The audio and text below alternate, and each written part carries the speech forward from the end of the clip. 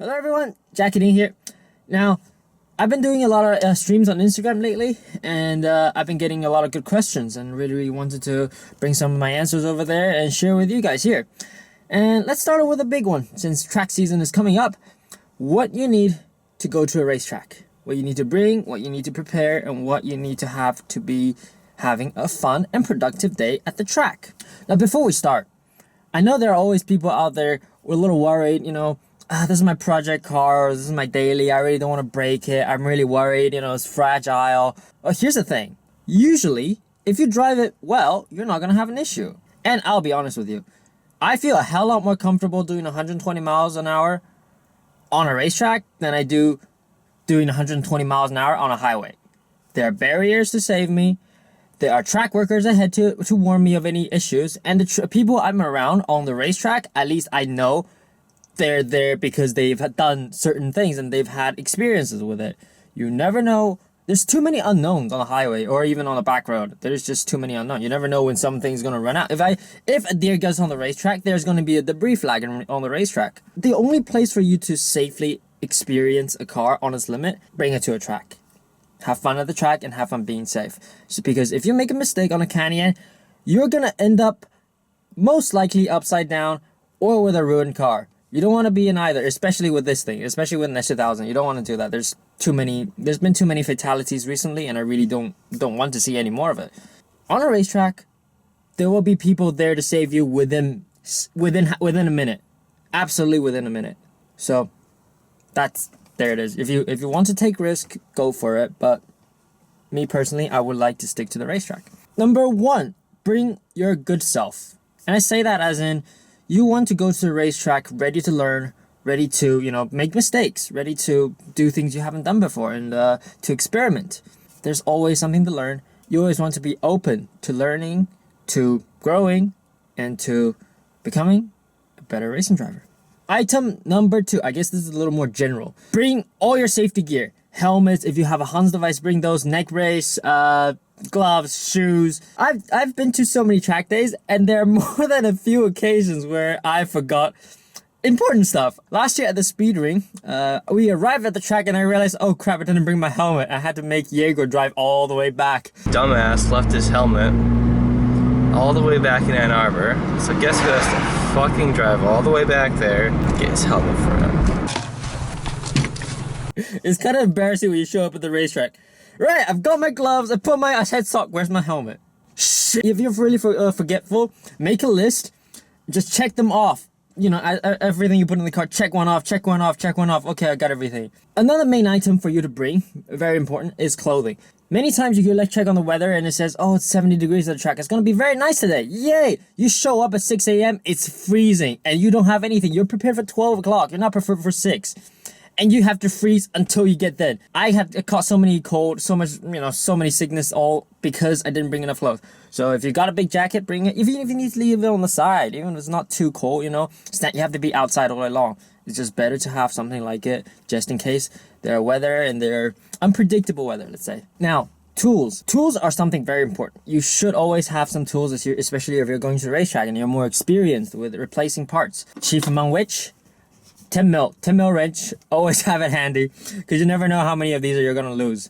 The thing is, most track guys are very willing to help, but there will be a point where it becomes slightly embarrassing to ask for their help when you're doing it every single weekend, like pretty much I did this entire grid life season. Sometimes they may be busy and sometimes they may have their own issue, and you want to be having this stuff ready just so you can deal with whatever situation comes up. Last year, I brought a lot of unnecessary junk to the racetrack, and this year I've kind of really trimmed it down, and I'll show you guys the basics of what I think I'll need at a racetrack.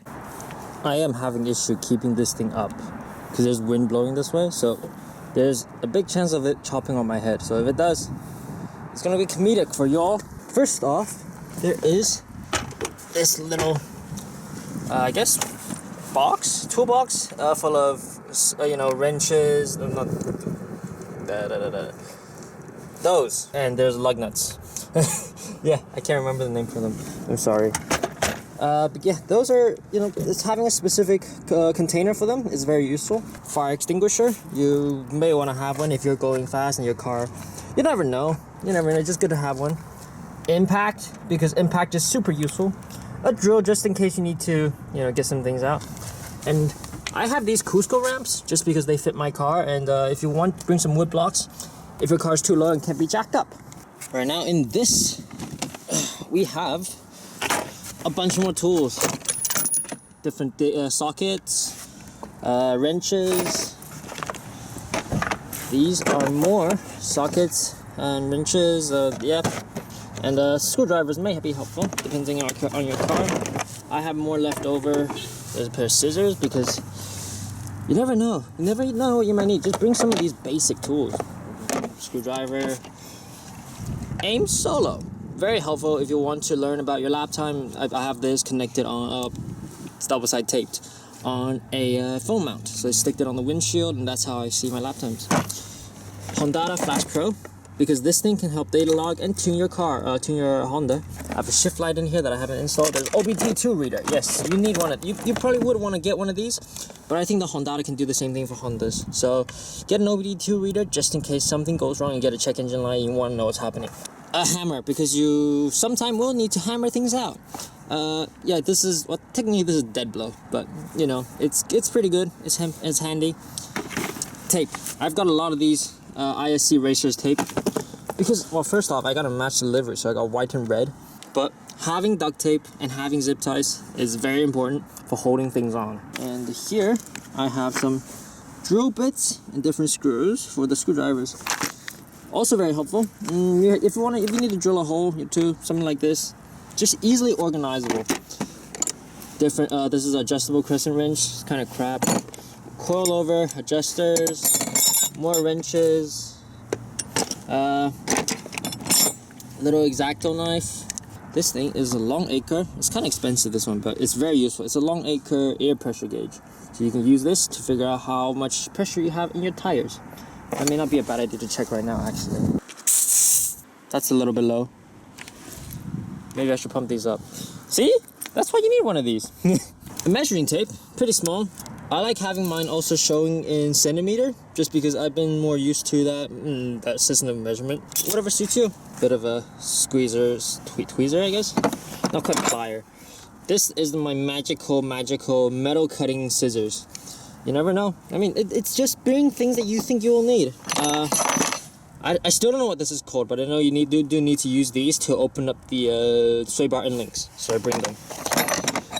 I mean, that's pretty much my little toolbox of many things that I really need. That was kind of neat until I messed it up for you guys.